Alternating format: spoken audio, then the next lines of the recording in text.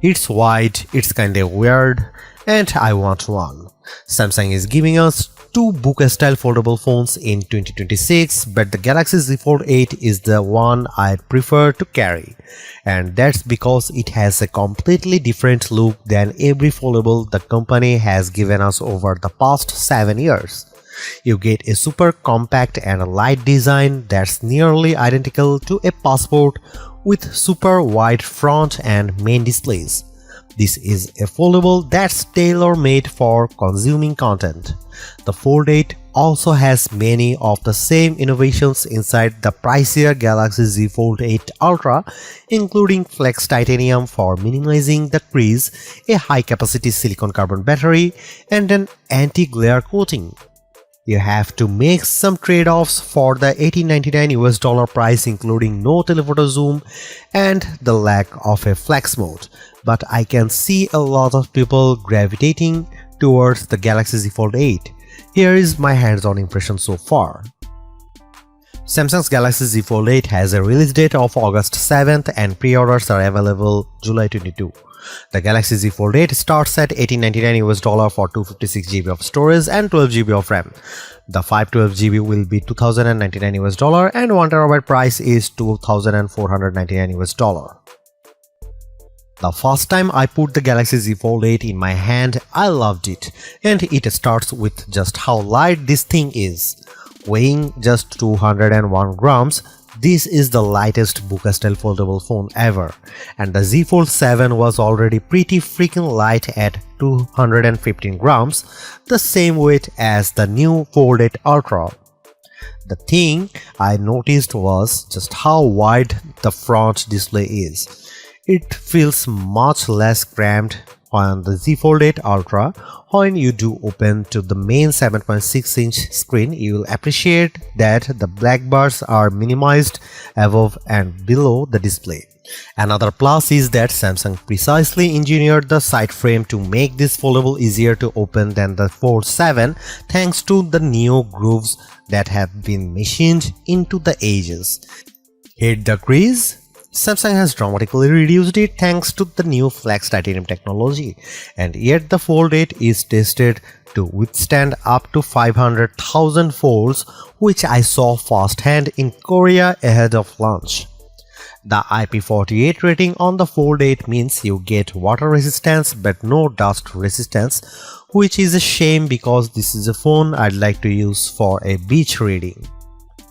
The 10-megapixel camera punch-out on the main display continues to be a bit of an eyesore, so those hoping for the return of an under-display camera will be disappointed.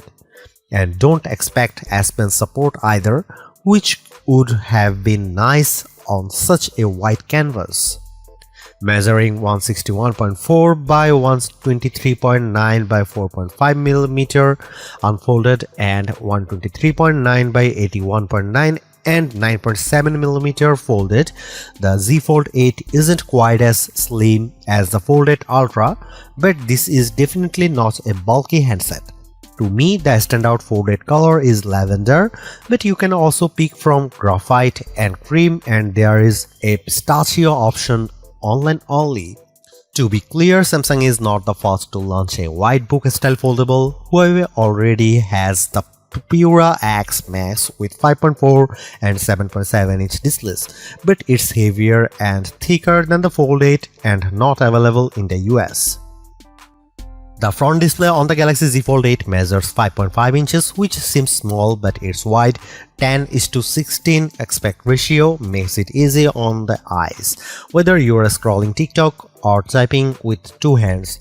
The main 7.6-inch display has a 4.3 aspect ratio that's better suited for watching video than the square 8-inch panel on the Fold.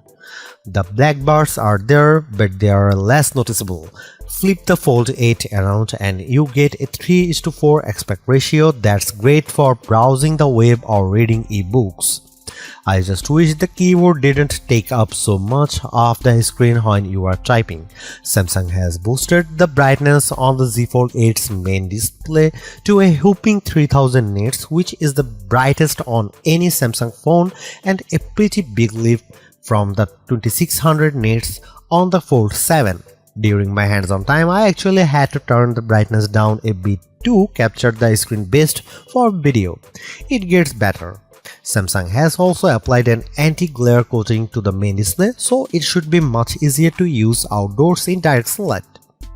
Unfortunately, Samsung did not find a way to add the privacy display from the Galaxy S26 Ultra series, which has been great for keeping prying eyes away. There is no getting around it. The Galaxy Z Fold 8 features just two rear cameras, a 50-megapixel main shooter and a 50-megapixel ultra-wide, and that means you don't get a telephoto zoom like the 3x optical on the Galaxy Z Fold 8 Ultra. Provided you can live without that third lens, you should be pretty happy with the photo quality from this foldable. Samsung in particular has focused on better nightography performance for photos and videos, and I tried it out during a demo. The images I took looked brighter than through the Z Fold 7, but I wouldn't say the detail was better. Another upgrade is dual recording.